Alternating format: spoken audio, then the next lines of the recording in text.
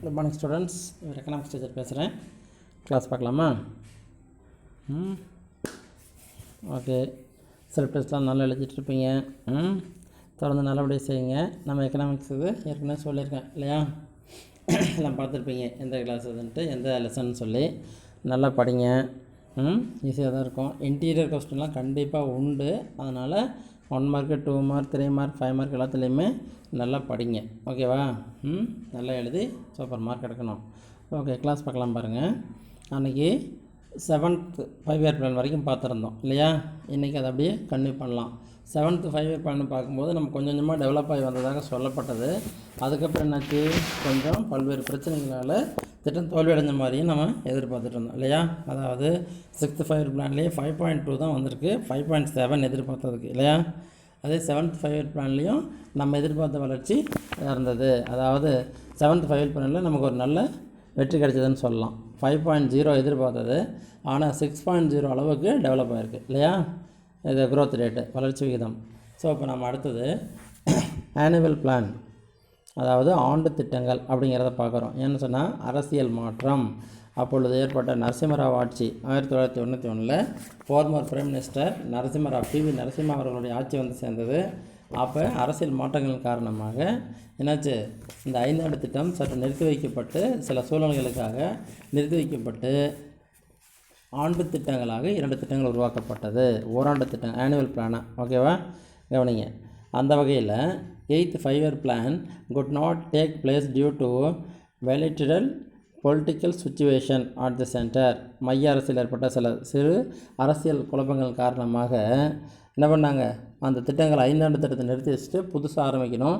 அதனால் அது இருக்கட்டும்னு சொல்லி ஆண்டு திட்டங்களாக கொண்டு வந்தார்கள். So 2 annual programs are formed in 1991 and 91 to 92 அப்படிங்கிற மாதிரி. அதை பற்றி வேறு எதுவும் பெருசாக கொடுக்கல, இதை மட்டும் நம்ம நோட் பண்ணிட்டா போதும். அடுத்து 8th 5 year plan 92 to 97.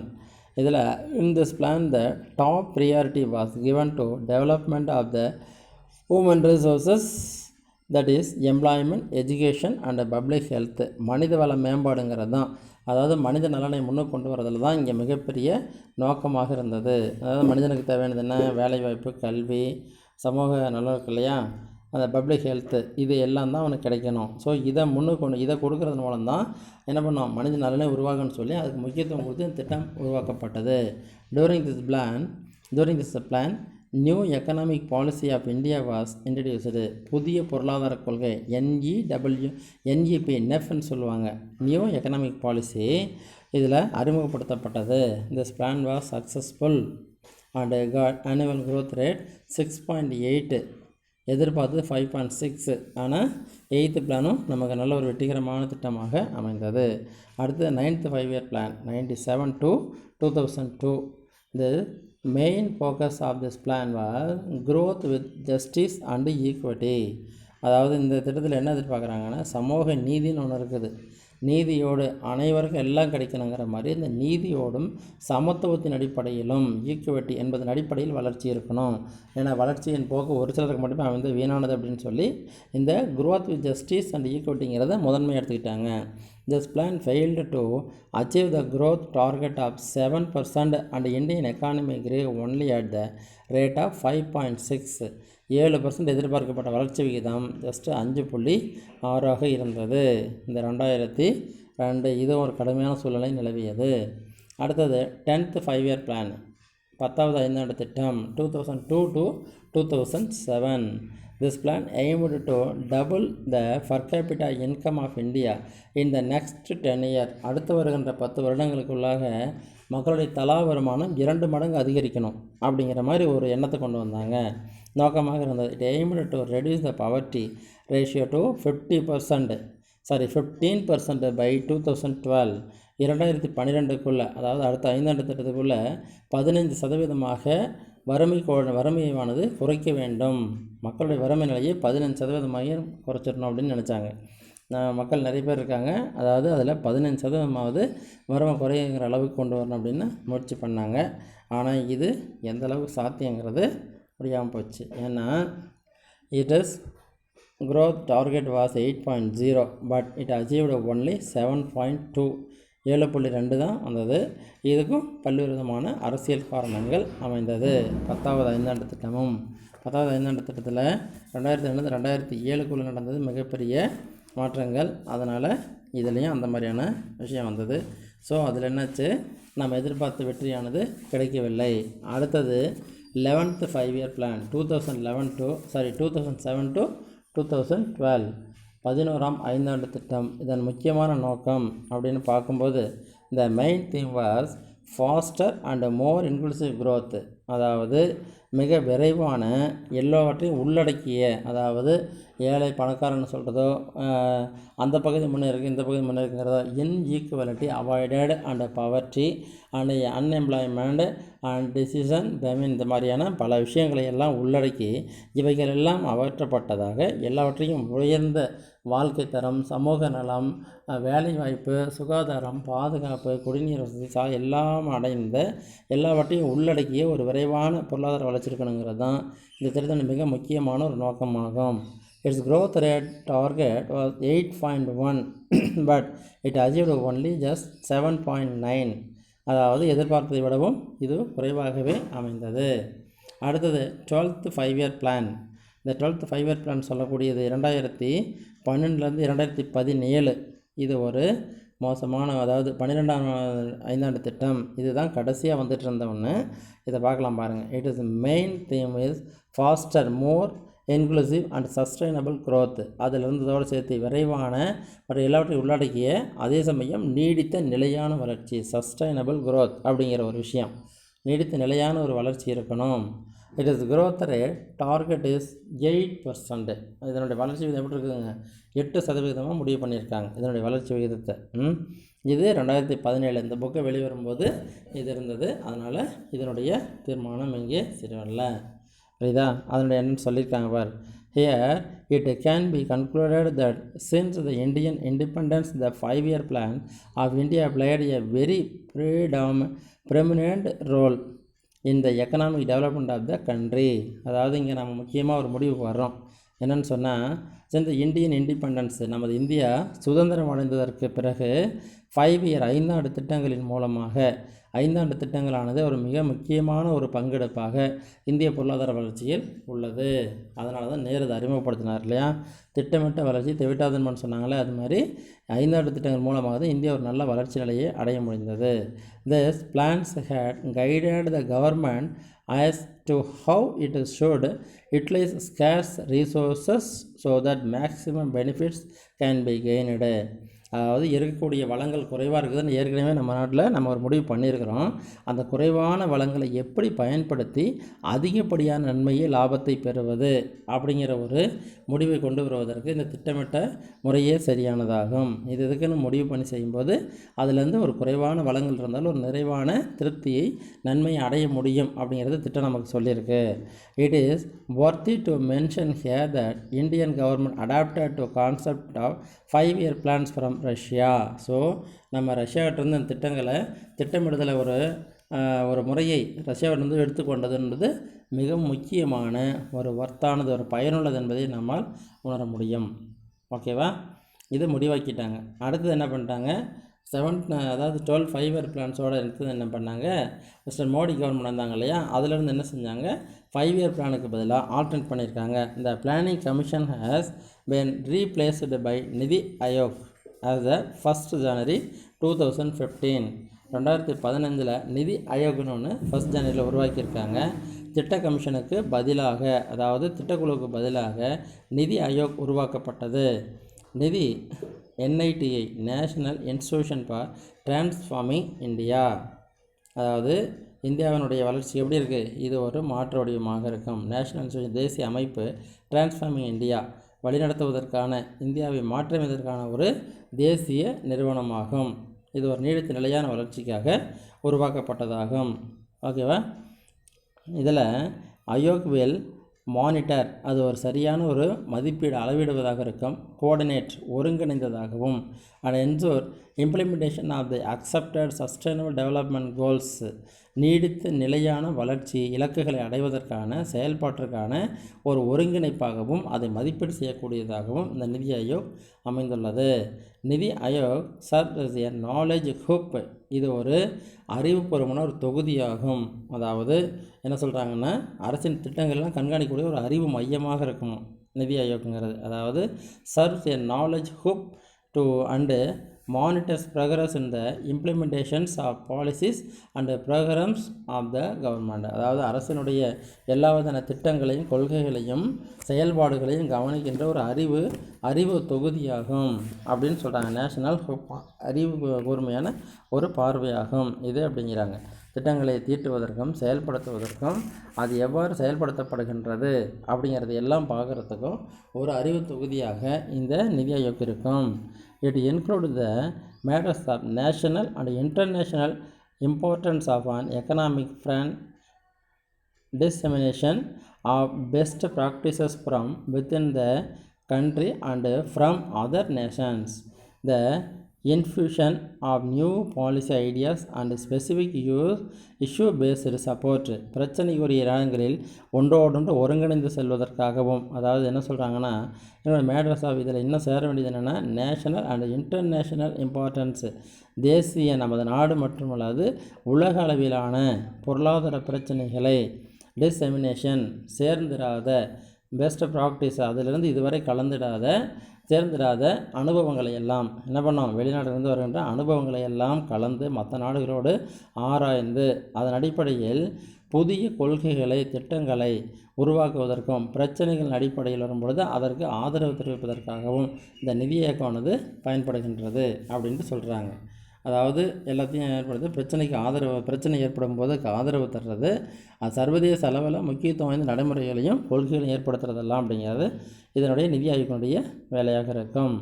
In order to understand the achievements of the NITI Aayog reaches need to be done then and there, செயல்படுவதும் அங்கே எவ்வாறு இருப்பது என்பதையும் கண்டறிவது என்பது ஒரு ஆராய்ச்சிக்குரிய விஷயமாக இருக்கும்.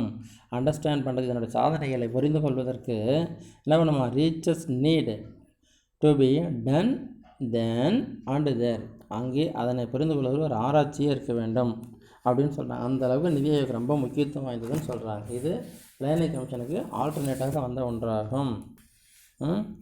அடுத்தது டெவலப்மெண்ட் இண்டிகேட்டர்ஸ், அதாவது வளர்ச்சி குறியீடுகள் அப்படின்னு சொல்லக்கூடியது. இதெல்லாம் வளர்ச்சின்னு சொல்லும்போது சில வளர்ச்சி அடையிறதுக்காக அது என்ன பண்ணணும், இது தான் தெரிஞ்சுக்கணும். அதன் அடிப்படையில் தான் அடுத்தது ப்ரோக்ரஸ் பண்ண முடியும் இல்லையா. அதற்கான வளர்ச்சி குறியீடுகள் என்னென்ன வளர்ச்சி குறியீடுகள், மேம்பாட்டு குறியீடு வளர்ச்சி குறியீடுன்னு சொல்கிறாங்க. Development indicators, human development index HDI, United Nations Development Program has been publishing Human Development Report annually since 1990. 1990 மனித மேம்பாட்டு அறிக்கையானது ஐக்கிய நாடுகள் முன்னேற்ற அதனுடைய அதாவது UNDPன்னு சொல்லக்கூடிய அந்த ஐக்கிய நாடுகள் முன்னேற்ற கூட்டமைப்பு அப்படிங்கிறது இருக்குது. அதாவது இன்டர்நேஷ்னல் லெவல் இருக்கு இல்லையா, யுனைடெட் நேஷன், அந்த ஐக்கிய நாடுடைய முன்னேற்ற கூட்டமைப்புன்னு ஒன்று இருக்குது. அது என்ன செய்யுது, 1990 இருந்து வருடம் என்ன பண்ணுது, மனித முன்னேற்ற அறிக்கையை கொடுத்துட்ருக்குது. மனித வளம் எப்படி முன்னேறிட்டுருக்கு, மனிதனுடைய சக்தி எப்படி இருக்குது அப்படிங்கிறத அறிக்கையை கொடுத்துட்டே இருக்காங்க. அதில் உறுப்பு நாடுகள் இருக்கு இல்லையா, ஒவ்வொன்றையும் கலந்து ஆலோசித்து அதன் அடிப்படையில் அதனுடைய டெவலப்மெண்ட் ப்ரோக்ரஸை கொடுத்துட்ருக்காங்க. HDI helped the government to be real uplifting of standard of living of the people. மக்களுடைய வாழ்க்கை தரம் எப்படி உள்ளது, அது எந்த அளவுக்கு முன்னேறி இருக்கிறத அரசாங்கத்தால் கண்டு உணர்வதற்கு இந்த HDI ரிப்போர்ட்டு பயன்படுது. ஓகேவா. ஹியூமன் டெவலப்மெண்ட் இண்டெக்ஸ், மனித மேம்பாட்டு குறியீடு அப்படிங்கிற ஒரு விஷயம் இருக்குது. HDI was developed by the Pakistani define or write a short note on human development index. மனித மேம்பாட்டு குறியீடு ஒரு கேள்வி கேட்கப்பட்டால் இது அப்படியே எழுதணும். ஓகேவா. யார் இதை உருவாக்கினாங்க, இதனுடைய நேச்சர் என்ன அப்படிங்கிறதெல்லாம். Human development index was developed by the Pakistani economist, பாகிஸ்தான்கார் ஒருத்தர் வர்றாரு, Mehboob ul Haq. and the Pakistan economist Mahaboob உல்லகன் ஒருத்தர் and the Indian economist Nobel வாங்கின நோபல் பரிசு பெற்றவர் என்ன பண்ணியிருக்காரு, அமர்த்தியா குமார் சென். அவர் பேர் அமர்த்தியா குமார் சென்.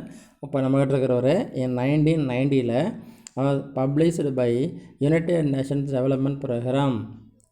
அதாவது பாகிஸ்தானை சேர்ந்தவர் முகபூல் உலகம், இந்தியாவை சேர்ந்த அமர்த்தியா குமார் சென்னுங்கிறவரும் 1990 வெளியிட்டாங்க. என்னது, யுனைடெட் நேஷனல் டெவலப்மெண்ட் ப்ரோக்ராம் UNDPங்கிற ஒரு முக்கியமான விஷயத்தை என்ன பண்ணாங்க, அவங்க வெளியிட்டாங்க. இவங்க 2 பேரும் 1990 மனித மேம்பாடுங்கிறத மேம்படுத்தினார்கள். அதாவது இந்த HDIங்கிறத மேம்படுத்தினார்கள். இந்த கருத்து எப்படிப்பட்டதுங்கிறத அவங்க 2 பேரும் டெவலப் பண்ணாங்க. அதை என்ன பண்ணாங்க, ஐக்கிய நாடுகள் சபைன்னு சொல்கிறோம் இல்லையா, UN, அது என்ன பண்ணுச்சு, அந்த UN அந்த ஐக்கிய நாடுகள் டெவலப்மெண்ட் ப்ரோக்ராம்னு சொன்னாலே UNDP, அது என்ன செஞ்சது, இவங்க 1990 கொடுத்ததை வெளியிட்டது. புரியுதா? இதன் மூலமாக என்னாச்சுன்னு சொன்னால், இதில் it's constructed based on the life expectancy index. அதாவது வாழ்நாள் எதிர்பார்ப்பு ஆயுட்காலம், எவ்வளவு நாள் ஒரு மனிதன் வாழ்வான்னு எதிர்பார்க்கக்கூடிய ஆயுட்கால குறியீடு. குழந்தை பிறக்கும்போது இந்த குழந்தை எவ்வளோ காலம் நல்லபடியாக வாழுங்கிற எதிர்பார்ப்பு குறியீடு இருக்கு இல்லையா, அது ஒன்று. எஜுகேஷன் இண்டெக்ஸ், கல்வி குறியீடு, எவ்வளவு படிப்பு இவங்களுக்கு கொடுக்க முடியும் அப்படிங்கிறது. அடுத்தது GDP பர் கேபிட்டா, மொத்த உள்நாட்டு உற்பத்தி, மொத்த உள்நாட்டு தலாவித உற்பத்தியானது எவ்வளவு இருக்கணும். இவைகளெல்லாம் இருந்தால் அது எப்படி இருக்கும், மனித மேம்பாட்டு குறியீடாக இருக்க முடியும் அப்படிங்கிறத இது சொல்லியிருக்காங்க. அதாவது நம்மளுடைய அறிஞர் அமர்த்தியா குமார் சென்னும் பாகிஸ்தான் அறிஞர் மகபூப் உல்லகும் 2 பேரும் சேர்ந்து இந்த HDIயை மேம்படுத்தியிருக்காங்க. இந்த கருத்தை அதுதான் ஐக்கிய நாடுகள் முன்னேற்ற திட்டம் வெளியிட்டிருக்குது. இதன்படி என்னென்னா, ஒரு மனிதன் வாழ்நாள் குறியீடு எவ்வளவு, லைஃப் எக்ஸ்பெக்டன்சி ரேட் எவ்வளவு, அதே மாதிரி எஜுகேஷன் இண்டெக்ஸ் எவ்வளவு, GDP பர் கேபிட்டா எவ்வளவு அப்படிங்கிறத வச்சு தான் மேம்பாட்டு குறியீடு கூற முடியும். ஓகேவா? அடுத்தது HDI is based on the following 3 indicators. இந்த மனித மேம்பாட்டு குறியீடுங்கிறது கீழ்காணும் 3 விதமானது குறியீடாக அமைகின்றது. இவைகளை வச்சு தான் தீர்மானிக்க முடியும். Longevity is measured by life expectancy birth. பிறந்தவுடனே அவர்கள் எவ்வளவு காலம், நீண்ட காலம் அவருடைய வாழ்க்கை எவ்வாறு உள்ளது, அதாவது அவருடைய வாழ்நாள் எவ்வளவு உள்ளதுங்கிறத பிறப்பின் போது கணிப்பதாகும். ஓகேவா? இதன் மூலமாக எவ்வளவு இருக்கும் அப்படின்னு எதிர்பார்க்குறது தான். இதை ஆயுட்காலம் எவ்வளவுன்னு சொல்கிறது தான் லாங்விட்டி. நீண்ட காலம் அது எவ்வளோ வாழப்போகுது அப்படிங்கிறத சொல்கிறது தான். குழந்தை நல்ல திடகாத்திரம் ஆரோக்கியமாக இருக்குது, அதனுடைய தேவையானது இருக்குன்னு சொன்னால் அந்த அளவுக்கு அவங்களுக்கு கரெக்டாக இருக்குது அப்படின்னு சொன்னால் இதுதான் ஆயுட்கால எதிர்பார்ப்பு குறியீடு அப்படிங்கிறது. இது சரியாக இருந்ததுன்னா மனித மேம்பாடு நல்லா இருக்குன்னு அர்த்தம், மனிதனுடைய வளம் நல்லா இருக்குதுன்னு அர்த்தம். நோஞ்சானா இருக்குது, சரியில்லை, பெரிய ப்ராப்ளத்தோடு இருக்குதுன்னு சொன்னால் அது என்னாகும், இது எவ்வளோ நாள் தாங்க போகுதுன்னு சொல்கிறாங்க இல்லையா, அது மாதிரி. எஜுகேஷனல் அட்டைன்மெண்ட்ஸு, அதாவது கல்வி அடையும்னு தமிழில் சொல்கிறாங்க. கல்வி, அதுக்கு ஒரு குழந்தையா, அதை பெண்ணாக இருந்தாலும் பையனாக இருந்தாலும் அவங்களுக்கு எவ்வளவு கல்வி தர முடியும், முழுமையான கல்வியை எவ்வளோ தர முடியும், ஆரம்ப கல்வியிலேருந்து மேல்நிலை கல்வியிலேருந்து இவர்கள் வந்து பட்டப்படிப்பிலிருந்து ஆராய்ச்சி படிப்பு வரைக்கும் எவ்வளோ தர முடியுங்கிறது தான் இந்த கல்வி அடையும். அதை வச்சு சொல்லலாம். அடுத்தது ஸ்டாண்டர்ட் ஆஃப் லிவிங், வாழ்க்கை தரம், மனிதனுடைய வாழ்க்கை தரம் measure by real GDP per capita. அதாவது தலாவித உள்நாட்டு உற்பத்தின்னு சொல்கிறாங்க இல்லையா, தலாவித வருமானம்னு சொல்கிறோமே, ஒவ்வொரு நாட்டு அது மாதிரி மொத்த உள்நாட்டு உற்பத்தின்னு சொல்லக்கூடியது எவ்வளோ இருக்குது அப்படிங்கிறது அடிப்படையில் கணக்கிடுறது. அதன் அடிப்படையில் அதிகமாக இருந்ததுன்னா வாழ்க்கை நல்லா இருக்குன்னு அர்த்தம் இல்லையா. அங்கே படித்தோம் இல்லையா, PPP பார்ட்டியல் பர்ச்சேசிங் பவர்னு சொன்ன இல்லையா டாலரில், இது அந்த வாங்கும் திறனை கூறக்கூடியது. அடுத்தது before calculating HDI the fixed minimum and maximum values of each indicators are chosen. இதை இந்த HDIயை கால்குலேட் பண்ணுறதுக்கு முன்னாடி நம்ம என்ன பண்ணோம், மினிமம் அண்டு மேக்ஸிமம், குறைந்தபட்சம் மற்றும் அதிகபட்ச மதிப்புகளை ஒவ்வொரு குறியீட்டிலுமாக நாம் தேர்ந்தெடுத்து கொள்ள வேண்டும். ஓகேவா? அதன் மூலமாக தான் நம்ம என்ன பண்ணலாம், மனித மேம்பாட்டை சரியாக அளவிட முடியும். The performance in each dimensions is expressed as a value between 0 and 1 by applying the following formula. அதாவது ஒவ்வொன்றிலையும் அந்த டைமென்ஷன் இருக்கு இல்லையா, ஒவ்வொரு பரிமாணத்துலேயும் 3 சொல்லியிருக்கோமே, அது ஒவ்வொன்றிலையும் அதனுடைய செயல்பாட்டுக்கு தகுந்த மாதிரி 0க்கும் 1க்கும் நடுவில், அதாவது என்ன சொல்லியிருக்காங்க, பிட்வீன் 0 and 1 பை அப்ளையிங், 2க்கும் நடுவே ஒரு மதிப்பை வச்சு கட்டுறது மூலமாக என்ன பண்ணலாம், நம்ம HDIயை மதிப்பிட முடியும். டைமென்ஷன்ஸ் இண்டெக்ஸ், அதனுடைய அந்த பரிமாண குறியீடு டைமென்ஷன் என்ன இருக்குது அப்படிங்கிற சொல்கிறோம் இல்லையா. ஆக்சுவல் வேல்யூ உண்மையான மதிப்பு மைனஸ் மினிமம் வேல்யூ குறைந்தபட்ச மதிப்பு டிவைடட் இதை கண்டுபிடிச்சிக்கிறோம். இதை டிவைட் பண்ணுறோம். முதல்ல actual value minus minimum value divided maximum value minus minimum value. உண்மையான மதிப்பை குறைந்தபட்ச மதிப்பால் அளவிடுறது. அடுத்தது கணக்கிடுறது. அடுத்தது மேக்ஸிமம் வேல்யூ அதிகபட்ச மதிப்பை குறைந்தபட்ச மதிப்பால் மைனஸ் பண்ணி பார்க்குறது. இதை டிவைட் பண்ணி பார்க்குறது. கிடைக்கிறது தான் உண்மையான என்னவாக இருக்கும், ஹெச்டியாக இருக்க முடியும் அப்படின்னு சொல்கிறாங்க. ஓகேவா? அடுத்தது அக்கார்டிங் டு பிளானிங் கமிஷன் திட்டக்குழு என்ன சொல்கிறது, திட்டக்குழுவின்படி நேஷனல் ஹியூமன் டெவலப்மெண்ட் ரிப்போர்ட் 2011 திட்டக்குழுவினுடைய அறிக்கையில் தேசிய மனிதவள மேம்பாட்டு அறிக்கை என்னன்னு சொல்லுதுன்னா 2011 அறிக்கை என்ன சொல்லுதுன்னா HD has improved significantly between 1980 and 2011. அதாவது இந்த திட்டக்குழுவினுடைய அறிக்கை மனிதவள மேம்பாட்டு அறிக்கை 2011 அதை பார்த்து நமது திட்டக்குழு சொல்லுது என்னென்னா ஹெச்டிஐ இம்ப்ரூவ் ஆகிருக்குது 1980 இருந்ததுக்கு 2011. That is HDI went up from 0.302 இதில் 1981 0.472 ஸ்கோர் இன் 2011. ஸோ 81 இருந்ததை விட மடங்கு, அதாவது 0.302 இருந்ததுக்கு அதுவே 2011 கடைசி சென்சஸ் படி 0.472 அப்படிங்கிற மாதிரி அதிகரிச்சிருக்கு. நல்ல ஒரு முன்னேற்றம்னு சொல்லலாம் அப்படின்னு திட்டக்குழு சொல்லுது. ஓகேவா? As per latest human development report 2016 ரீசெண்டாக வந்தது. அதுதான் கடைசியாக நமக்கு கிடச்ச ரிப்போர்ட், நம்ம புக்கு ரெடி ஆகிறதுக்கு முன்னாடி. அதில் என்ன இருக்குதுன்னு சொன்னால் யுனைடெட் நேஷன்ஸ் டெவலப்மெண்ட் ப்ரோக்ராம் ஐக்கிய நாடுகள் அவையினுடைய முன்னேற்ற குழு என்ன சொல்லியிருக்கு என்ன அப்படி சொன்னால் UNDP India has been ranked 131 131வது இடம் அவுட் ஆஃப் 188 கண்ட்ரீஸ். இந்த மனித மேம்பாட்டு குழுவில் 188 நாடுகள் இருக்குது இல்லையா? அதில் இருந்து 131வது இடமாக இந்தியாவுக்கு கிடச்சிருக்கு. Out of 180 countries India lies in medium human development bracket. சொல்லப்போனால் இந்தியா என்ன பண்ணிருக்கு, அந்த 131 நாடுகளில் இந்தியாவினுடையது ஏதோ ஓரளவு வந்திருக்கு, அவ்வளோதான். ஒரு மீடியமாக நடுத்தர நிலையில் வந்திருக்கு. The other nation such as Bangladesh, Bhutan, Pakistan, Kenya, Myanmar and Nepal attained the medium human development. இதுபோல் வேறு நாடுகளும் நடுத்தரமான நிலையில் இருக்கின்றது. ஸோ இந்தியா 131 இருக்குது. The HDR 2016 stated that regional disparities in education.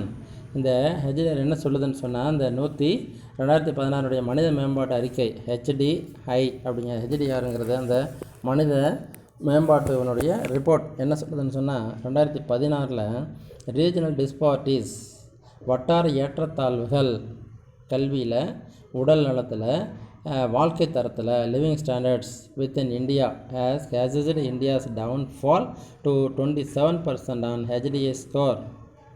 என்னாயிட்டிருக்கு, 2016 அறிக்கையின்படி வட்டார ஏற்றத்தாழ்வுகள் கல்வியில், உடல் நலத்தில், வாழ்க்கை தரத்தில் எல்லாத்துலேயுமே இந்தியாவினுடைய என்னவாக இருக்குது, மிகவும் மோசமான வேறுபாடுகளின் காரணமாக இந்தியாவினுடைய மனித மேம்பாட்டு குறியீடு 27% சரிஞ்சிருக்கு அப்படின்னு சொல்கிறாங்க. ஓகேவா?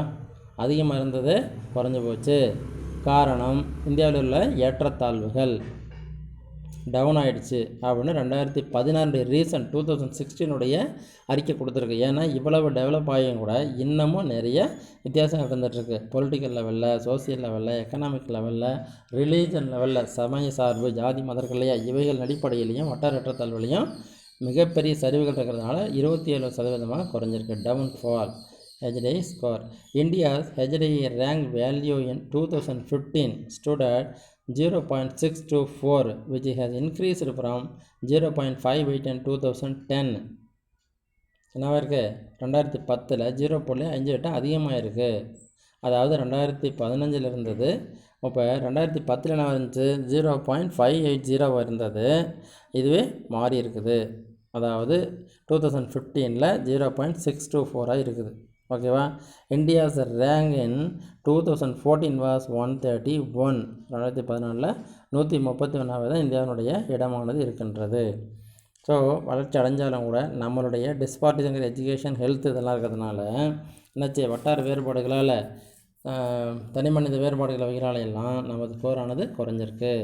டாப் 3 கண்ட்ரீஸ் ஆஃப் HDI அதை கொடுத்துருக்காங்க, நோட் பண்ணி வச்சுக்காங்க. 1 மார்க்கில் கேட்கப்படலாம், நிச்சயமாக கேட்கப்படலாம். கவனிங்க, யார் யார் டாப்பில் இருக்காங்க. நம்ம நினைப்போம் உடனே USA தான் சார் டாப்பில் இருக்கோம், அதெல்லாம் கிடையாது. Norway, Australia, Switzerland. நார்வே தான் 0.949 இருக்காங்க. Australia 0.939, Switzerland 0.939. ஒரே ஸ்கோராக இருந்தாலும் கூட ஏன் இதனால் கொடுத்தாங்கன்னு தெரியல. இதுக்கு மட்டும் என்ன பண்ணியிருக்காங்க, மாற்றி கொடுத்துருக்காங்க. ஓகேவா? 3வது ப்ளேஸ் கொடுத்துருக்காங்க சுவிட்சர்லாந்துக்கு. பிஸ்வாஜித் அப்படிங்கிற ஒருத்தர், Biswajit Guha has stated that the calculation of HDI neglected many important aspects of human development. இந்த மனிதவள மேம்பாட்டு குறியீடானது பல முக்கியமான மனித முன்னேற்றத்தை பற்றி கூறவில்லை அப்படின்னு சொல்கிறாங்க. மனித முக்கிய அம்சங்களை புறக்கணித்துள்ளதுன்னு பிஸ்வஜித் குஹா அப்படிங்கிற ஒரு பொருளியலறிஞர் சொல்லியிருக்காரு. ஏன் அப்படி சொன்னார் அப்படின்னா, அவர் ஆராய்ச்சி பண்ணி தான் சொல்லியிருக்காரு. ஹி ஹேஸ் கிரியேட்டட் 4 இண்டியஸ், ஒரு 4 விதமான குறியீடுகளை அவர் பயன்படுத்தியிருக்கின்றார்.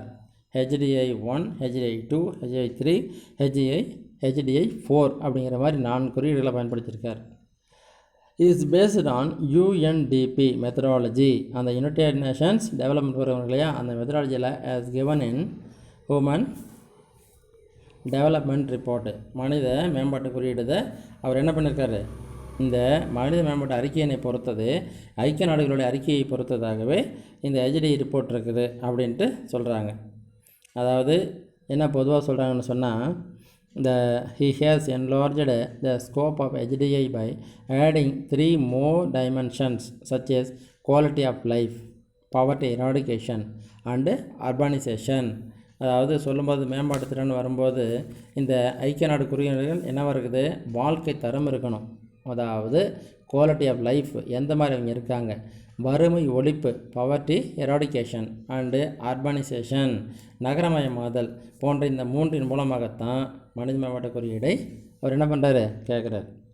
இதை HDI மறந்துடுச்சு அப்படின்னு சொல்கிறாங்க. அதாவது சரி, HDI ரிப்போர்ட் கொடுக்குறாங்க இல்லையா, அந்த HDI UNDP அவங்க இந்த மேலடை மறந்து விட்டார்கள் அப்படின்னு சொல்கிறார்.